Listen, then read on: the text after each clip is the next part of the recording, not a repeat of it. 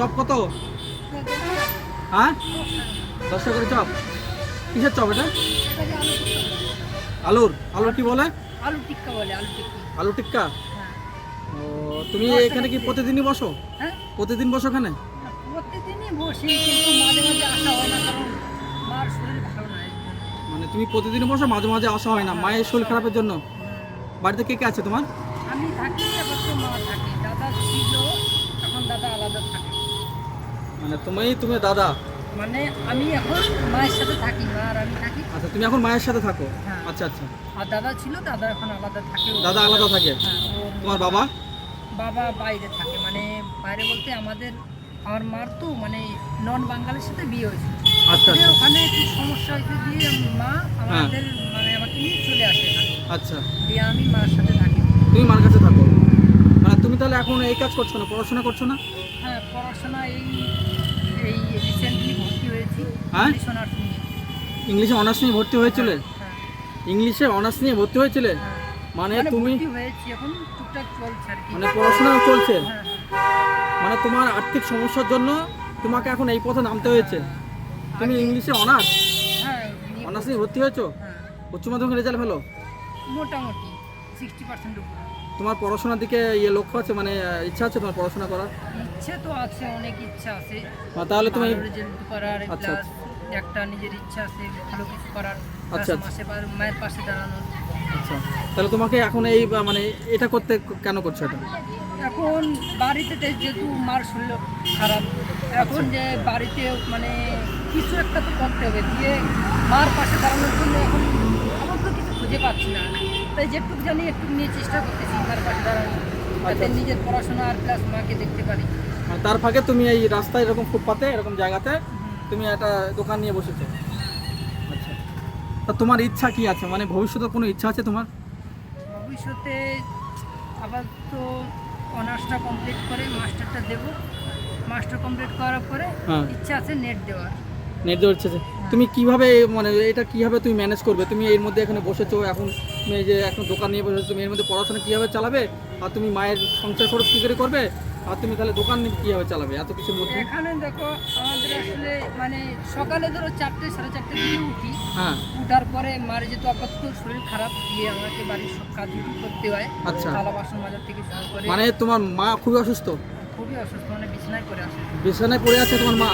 মানে বাড়ির সব কাজ সেরে তোমাকে এখানে আসতে হয় এই দোকান? কষ্টই যাই, করার পরে এসে এগুলো মানে বাড়ি থেকে তৈরি করে নিয়ে আসি, দিয়ে এখানে কাজ করি। আচ্ছা আচ্ছা। দিয়ে রাত্রে প্রায় যেতে যেতে 11টা বাজে। হ্যাঁ। তারপরে যেটুকু পড়াশোনা হয়, আর যদি শরীর মানে মাথা যন্ত্রণা যদি হয়, তাহলে আর রাত্রে পড়ি না, তুই সকালে ভোরে উঠে পড়ি।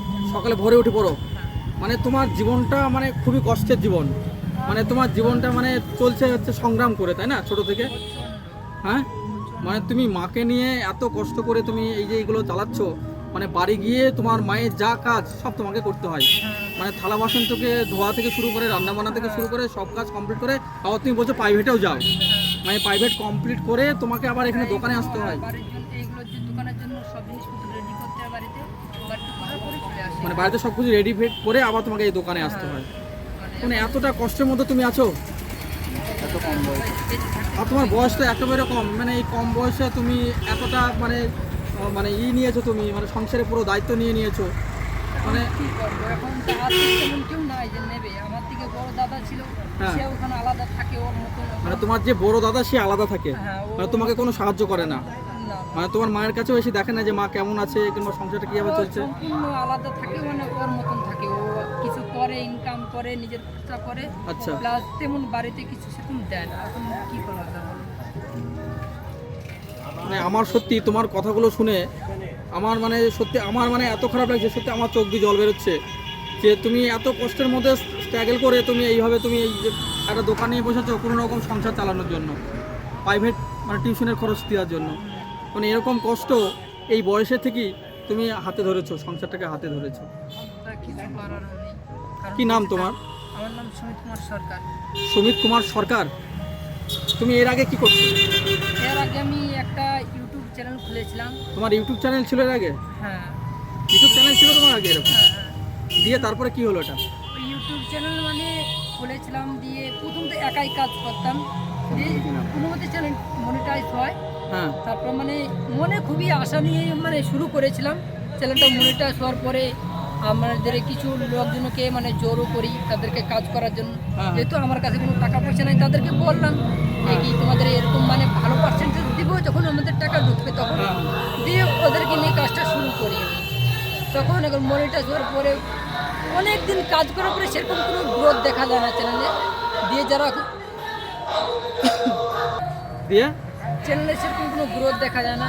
তো দিয়ে যারা কাজ করতো তারা এখন আস্তে আস্তে মানে তাদের ধৈর্য হারিয়ে ফেলে, এখন ওই চ্যানেলটা বন্ধ হয়ে গেছে। চ্যানেল বন্ধ হয়ে গেছে, মানে তোমার এখন এইগুলোই করি। দিয়ে তারপরে তুমি এই পথ বেছে নিয়েছো। মানে তোমার প্রচুর মানে একটা আগ্রহ ছিল সব কিছু করার, মানে মানুষের পাশে দাঁড়ানোর প্রচন্ড ইচ্ছে ছিল ইচ্ছা ছিল। এখন তোমার লাস্টে চ্যানেলের কি নাম ছিল? চ্যানেলের নাম ডিজিটাল রান। ডিজিটাল রান তোমার চ্যানেলের নাম ছিল। হ্যাঁ স্যার। তো বন্ধুরা, আমরা এমন একটা জায়গায় এসেছি নাজিরপুর বাজারে। এই ভাইটা এত কষ্ট করে, মা অসুস্থ, বিছানায় শয্যাশায়ী হয়ে পড়ে আছে বাড়িতে, আর এই ভাইটা এত কষ্টের মধ্য দিয়েও এই যে সংসার চালিয়ে বাড়িতে রান্না বান্না করা থেকে শুরু করে, বাসন মাজা থেকে শুরু করে, আবার প্রাইভেট যাওয়া থেকে শুরু করে সব কিছু কমপ্লিট করার পরে আবার এই বাজারে একটা দোকান নিয়ে বসেছে, সামনে একটা চপের দোকান। এই দোকান থেকে যা রোজগার হয় তাতেই ওনার মা আর এই ভাইটা সংসার চালায়। তার মধ্যেও আবার প্রাইভেটে যায়। উনি ভর্তি হয়েছেন, ইংলিশে অনার্স নিয়ে ভর্তি হয়েছেন, পড়াশোনায় মেধাবী ছাত্র। বাধ্য হয়ে টাকা পয়সার অভাবে তাকে এখন এই পথ বেছে নিতে হয়েছে এত কষ্টের মধ্য দিয়ে। তো বন্ধুরা, এরকম অসহায় যে ভাইটা এখানে আছে, তো আপনারা একটু এই ভাইটাকে একটু সাহায্য করুন, মানে এমন সাহায্য করুন যাতে একটু দাঁড়াতে পারে। এই ভাইটার অনেক আশা আছে যে বড় হয়ে আমি একটা অসহায় মানুষের পাশে দাঁড়াবো এবং আমার যে ইচ্ছাগুলো আমি পূরণ করব এবং একটা প্রতিষ্ঠিত হবে, একটা জায়গায় দাঁড়াবে। সেই জায়গাটায় দাঁড়াতে সে এখনও পর্যন্ত সংগ্রাম চালিয়ে যাচ্ছে এত কষ্টের মধ্য দিয়ে। রাস্তার উপরে একটা শিক্ষিত ছেলে, সেই ছেলেটাকে মান সম্মান খুইয়ে, লজ্জা ঘৃণা খুইয়ে তাকে এই ফুটপাতে বসে থাকতে হচ্ছে। এটা লজ্জার কথা নয়, কারণ সে নিজের টাকায় নিজের স্বচ্ছ ইনকাম করছে, কোনো কোথাও চুরি করছে না। এটা খুবই ভালো লাগছে ভাই, তুমি একটা স্বচ্ছ ছেলে, তুমি একটা সাধারণ ছেলে, তাতে তোমার একটা জীবনে তুমি অনেক বড় হবে ভাই। এত কষ্টের মধ্যে দিয়ে তুমি উঠে দাঁড়াচ্ছ। জীবনে এত কষ্ট তোমার ভাই, তোমার একদিন আমি বাড়িতে যাব, ঠিক আছে? তোমার একদিন বাড়িতে যাব, তোমার মায়ের সাথে আমি কথা বলবো, ঠিক আছে? কথা বলে যতটা সামর্থ্য অনুযায়ী তোমাকে আমি সাহায্য করব। তুমি যেটুকুনি তোমার প্রয়োজন আমাদের বলবে, আমার এটা প্রয়োজন, কিংবা আমার এটা করলে এখানে ভালো হবে, এখানে গেলে ভালো হবে। আমরা চেষ্টা করছি তুমি পড়াশোনা চালিয়ে যাও। তুমি যে ইংলিশে অনার্স নিয়ে পড়াশোনা করছো এটা চালিয়ে যাও। তার মধ্যেও তোমার তো সংসার চালাতে হবে তোমাকে, তাই না? সেটাও তোমাকে করতে হবে, সব কিছু করতে হবে। তা তুমি এখন যে এইভাবে এখানে এই যে বেচাকেনা করছো, বেচাকেনা হয় তোমার? বেচাকেনা যদি সেরকম যদি ভালো বেচাকেনা হয় হ্যাঁ। তাহলে 600 থেকে 700 টাকা হয়ে যায়। আর এখন তো আবহাওয়াটা খারাপ থাকে, আজকে দেখুন মেঘলা আবহাওয়া, এখন আজকে মেঘলা বেচাকেনা হয়ে যায়। এখন কোনোদিন মাল ফেলানো যায়, যেরকম তৈরি করে নিয়ে আসি, কোনোদিন 400-300 টাকায়, মানে সেরকম লাভও এখন হয় না। লাভ হয় না, কোনোদিন মাল ফেলেও দিতে হয়, নষ্ট হয়, ম্যাক্সিমাম দিনে এখন অবস্থা থাকে, কখন কোনো বৃষ্টি হয় যে মাল ফেলা হয় না। মাল ফেলে দিতে হয়। মানে এত কষ্টের মধ্যে আছো, মানে এই করে সংসার চালানো আরও কষ্টের ব্যাপার। তুমি কি এই প্রতিদিন নিয়ে বাড়ি যাও? এই এটা ওখানতে মানে দিয়ে যাই, পিছনে একটা জায়গা আছে। মানে পেছনে একটা জায়গায় রেখে দাও? হ্যাঁ, রেখে দিই। আচ্ছা, দিয়ে আবার তুমি টাইমে কখন আসো তুমি? আমি প্রায় 2-2:30 দিকে চলে আসি এখানে।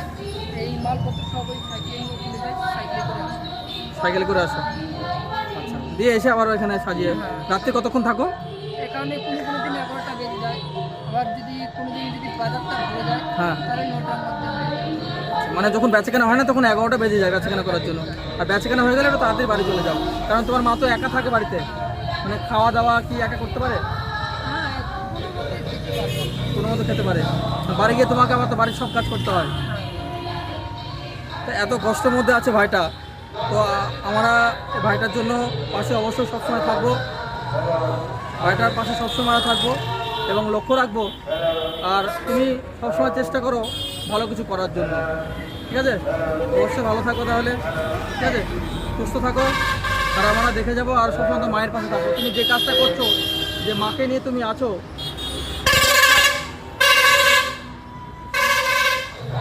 সেই কাজটা তোমরা চালিয়ে যাও। তাহলে ভালো থাকো।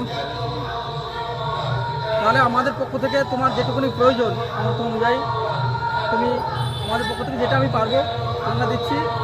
আর এটা পড়াশোনা চালিয়ে যাও, ঠিক আছে?